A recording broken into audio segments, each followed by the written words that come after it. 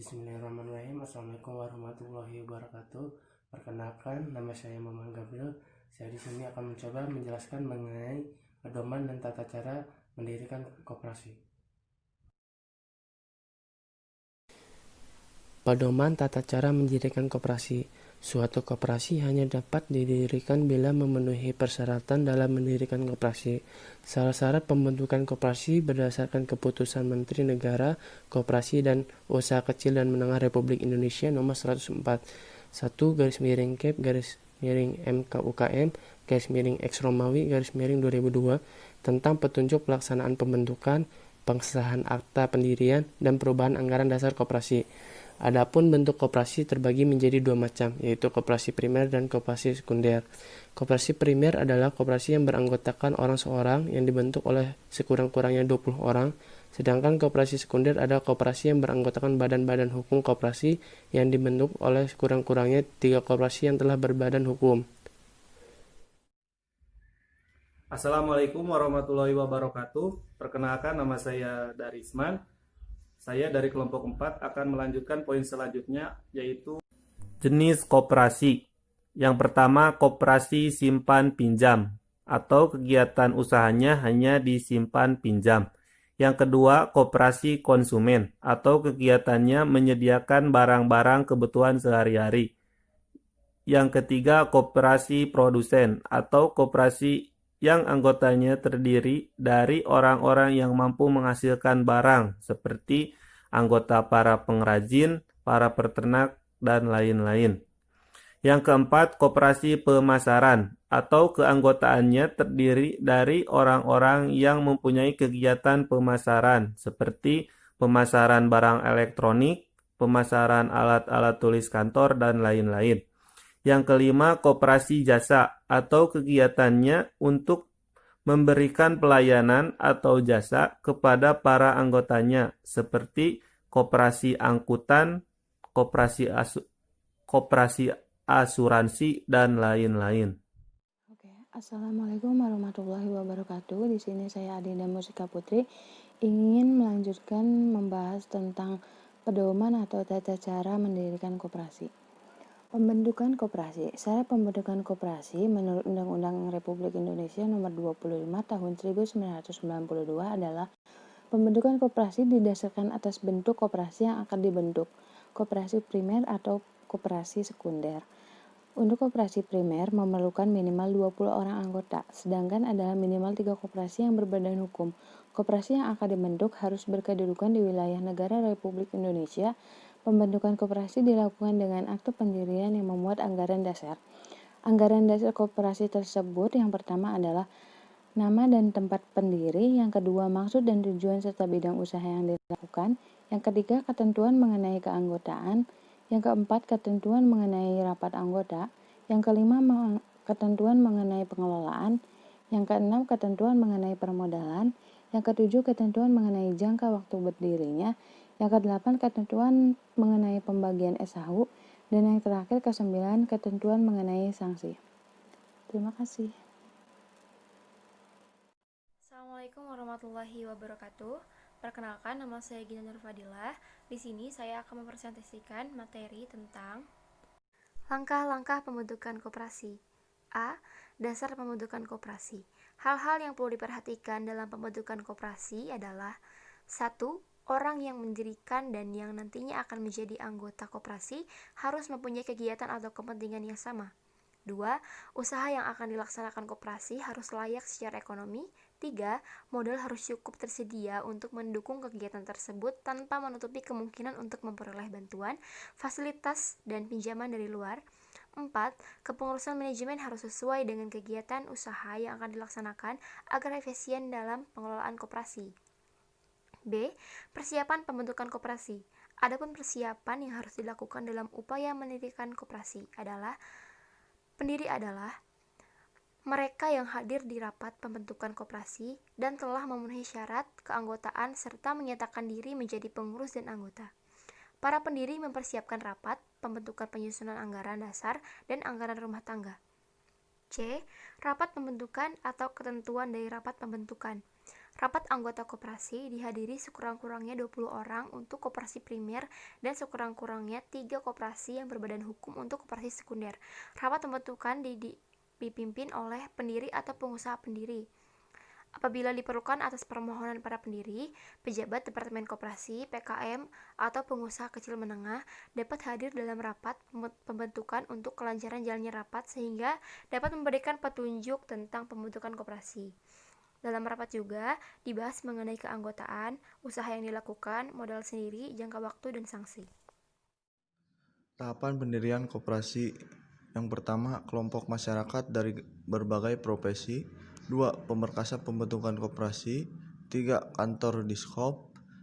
4. Dan PKM TK 1. Yang kelima, penyuluhan dan pembentukan koperasi. Yang keenam, pengurus dan pengawas. Yang ketujuh, kantor Diskop. Yang kedelapan, dan PKM TK 2. Hal-hal yang dibicarakan dalam rapat. Yang pertama, tujuan mendirikan koperasi. Yang kedua, kegiatan usaha yang hendak dijalankan. Yang ketiga, persyaratan menjadi anggota. 4. Menetapkan modal yang akan disetor kepada koperasi, diantaranya dari simpanan pokok dan simpanan wajib. Yang kelima, memilih nama-nama pendiri koperasi. Yang keenam, memilih nama-nama pengurus dan pengawas koperasi. Yang ketujuh, menyusun anggaran dasar. Terima kasih. Assalamualaikum warahmatullahi wabarakatuh. Assalamualaikum warahmatullahi wabarakatuh. Perkenalkan, nama saya Fajar Ramdhani. Selanjutnya saya akan memaparkan materi mengenai tahap pendirian koperasi. Tahap pendirian koperasi. Yang pertama adalah 2 orang atau lebih yang memiliki kelompok masyarakat atau pemerkasa menghubungi kantor dinas koperasi tingkat 2 atau kabupaten untuk mendapatkan penjelasan awal mengenai persyaratan dan tata cara mendirikan koperasi.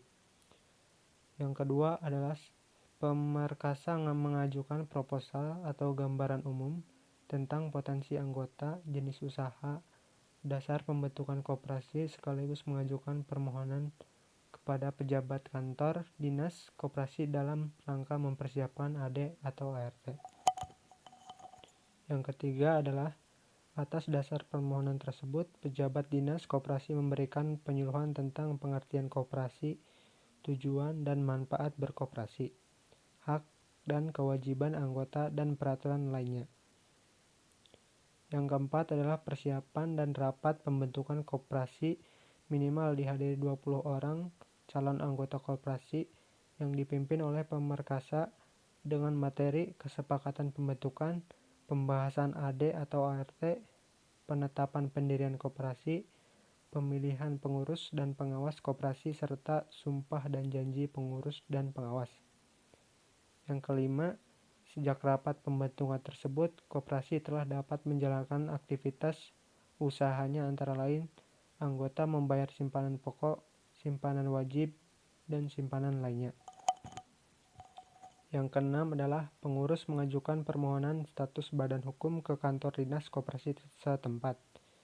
Yang ketujuh, pejabat kantor koperasi melakukan verifikasi dan penelitian atas kebenaran data-data yang diajukan.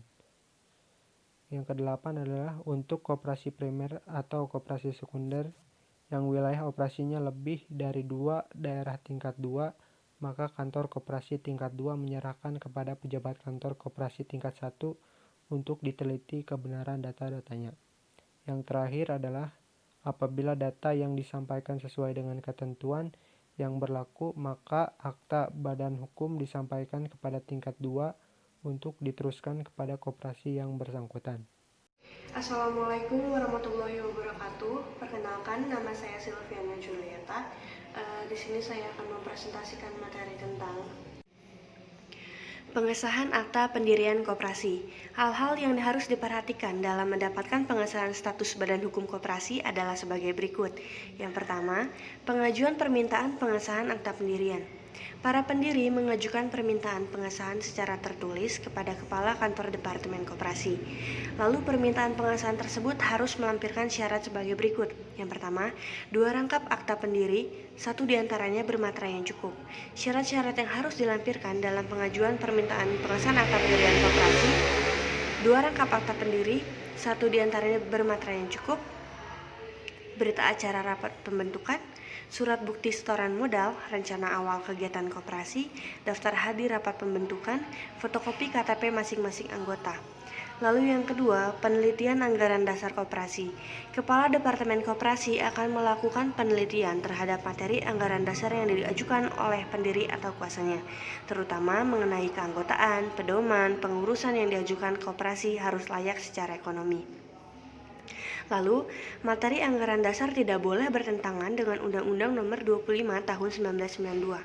Apabila hasil penelitian menunjukkan tidak adanya pertentangan dengan Undang-Undang Nomor 25 Tahun 1992, maka Departemen Koperasi menyatakan persetujuan atas anggaran yang dibuat. Namun, apabila hasil penelitian menunjukkan bahwa materi anggaran koperasi bertentangan dengan undang-undang tersebut, maka Kepala Kantor Koperasi menolak pengesahan akta pendirian koperasi tersebut. Yang ketiga, pengesahan akta pendirian koperasi apabila syarat yang diajukan oleh pendiri koperasi telah sesuai dengan aturan yang ditetapkan oleh Undang-Undang Nomor 25 Tahun 1992, maka pengesahan akta pendirian koperasi dapat dilakukan di kantor Departemen Koperasi. Assalamualaikum warahmatullahi wabarakatuh. Perkenalkan, nama saya Regina Aulia. Saya akan meneruskan materi yang sebelumnya telah dijelaskan oleh teman saya. Penolakan pengesahan akta pendirian koperasi. Apabila permintaan pengesahan akta pendirian koperasi ditolak, maka berkas permintaan tersebut diserahkan kembali kepada pendiri koperasi tersebut dalam jangka waktu 3 bulan terhitung sejak diterimanya berkas penolakan. Pendiri koperasi harus mengajukan kembali permintaan pengesahan setelah dilengkapi kekurangan-kekurangan tersebut. Yang selanjutnya yaitu anggaran dasar koperasi. Anggaran dasar adalah keseluruhan yang mengatur secara langsung kehidupan koperasi dan hubungan antara koperasi dengan anggotanya demi terselenggaranya tertib organisasi. Yang selanjutnya yaitu keanggotaan koperasi, kewajiban anggota koperasi. Yang pertama, mematuhi AD dan ART serta keputusan yang ditetapkan atau disepakati dalam rapat anggota. Yang kedua, berpartisipasi dalam kegiatan yang diselenggarakan oleh koperasi. Yang ketiga, mengembangkan dan memelihara kebersamaan berdasarkan atas asas kekeluargaan. Assalamualaikum warahmatullahi wabarakatuh. Nama saya Fahmi Paruroji. Saya di sini akan mempresentasikan tentang hak-hak anggota koperasi. Yang pertama, menghadiri, menyatakan pendapat dan memberikan suara dalam rapat anggota. Dan yang kedua, meminta diadakan rapat anggota. Dan yang ketiga, memilih atau dipilih menjadi anggota pengurus atau pegawai koperasi. Dan yang keempat, mengemukakan pendapat atau saran kepada pengurus di luar rapat anggota baik diminta maupun tidak diminta. Dan yang terakhir, memanfaatkan koperasi dan mendapatkan pelayanan yang sama antar sesama. Jangka waktu pengesahan permintaan ulang, jangka waktu pengesahan adalah selama 3 bulan. Dan yang selanjutnya, pertanggungjawaban kuasa pendiri. Selama permintaan pengesahan akta pendirian koperasi masih dalam penyelesaian, kuasa pendiri dapat melakukan kegiatan usaha atau tindakan hukum untuk kepentingan calon anggota. Setelah akta pendiri koperasi disahkan, maka pendiri harus mengadakan rapat anggota untuk menerima atau menolak tanggung jawab kuasa pendiri atas kegiatan usaha atau tindakan hukum. Assalamualaikum warahmatullahi wabarakatuh. Perkenalkan, nama saya Rizky Fadilah. Di sini saya akan membahas materi tentang pertanggungjawaban kuasa pendiri dan rapat anggota anggaran dasar kebijakan umum koperasi. Untuk mempersingkat waktu, langsung saja ke pembahasan. Lanjutan dari materi pertanggungjawaban kuasa pendiri. Selain persyaratan di atas, ada beberapa hal penting yang harus diperhatikan dalam pembentukan koperasi yang dikemukakan oleh Suwarni Amran pada tahun 2000. Yang pertama, orang-orang yang akan mendirikan koperasi dan yang nantinya akan menjadi anggota koperasi hendaknya mempunyai kegiatan dan kepentingan ekonomi yang sama. Artinya di sini, tidak setiap orang dapat mendirikan dan atau menjadi anggota koperasi tanpa didasarkan pada adanya kejelasan mengenai kegiatan atau kepentingan ekonomi yang akan dijalankan. Yang kedua, usaha yang akan dilaksanakan oleh koperasi harus layak secara ekonomi. Layak secara ekonomi di sini dapat diartikan bahwa usaha tersebut akan dikelola secara efisien dan mampu menghasilkan keuntungan usaha dengan memperhatikan faktor-faktor tenaga kerja, modal, dan teknologi.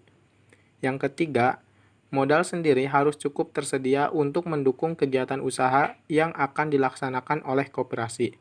Di kepengurusan dan manajemen harus disesuaikan dengan kegiatan usaha yang akan dilaksanakan agar tercapai efektivitas dan efisiensi dalam pengelolaan koperasi. Pada materi selanjutnya yaitu rapat anggota anggaran dasar kebijakan umum koperasi. 1. Pemilihan pengangkatan, pemberhentian pengurus dan pengawas. Yang kedua, rencana kerja, anggaran pendapatan dan belanja koperasi serta pengesahan laporan koperasi. Yang keempat yaitu pembagian SHU. Dan yang terakhir, pendirian, peleburan, penggabungan, dan pembubaran koperasi. Bismillahirrahmanirrahim. Assalamualaikum warahmatullahi wabarakatuh. Perkenalkan, nama saya Muhammad Aming Jenunimah. Di sini saya akan membahas materi tentang struktur koperasi. Struktur koperasi. Struktur koperasi ada 4 poin. Yang pertama, rapat anggota. Rapat anggota merupakan pemegang kekuasaan tertinggi dalam koperasi. 2. Pengurus. Pengurus adalah perwakilan anggota koperasi yang dipilih melalui rapat anggota yang bertugas mengelola koperasi. Yang ketiga, pengawas. Pengawas adalah perangkat organisasi yang dipilih dari anggota untuk melakukan pengawasan terhadap jalannya koperasi. Dan yang keempat, pengelola koperasi adalah mereka yang diangkat dan diberhentikan oleh pengurus untuk mengembangkan usaha koperasi secara efisien. Selanjutnya yaitu tugas pengurus. Ada 4 poin. Yang pertama, mengelola koperasi. Kedua, mengajukan rencana kerja koperasi. 3. Menyelenggarakan rapat koperasi. 4. Mengajukan laporan keuangan dan pertanggungjawaban koperasi. Dan yang seterusnya ada tugas pengawas, yaitu melakukan pengawasan terhadap pelaksanaan dan pengelolaan koperasi. Terima kasih.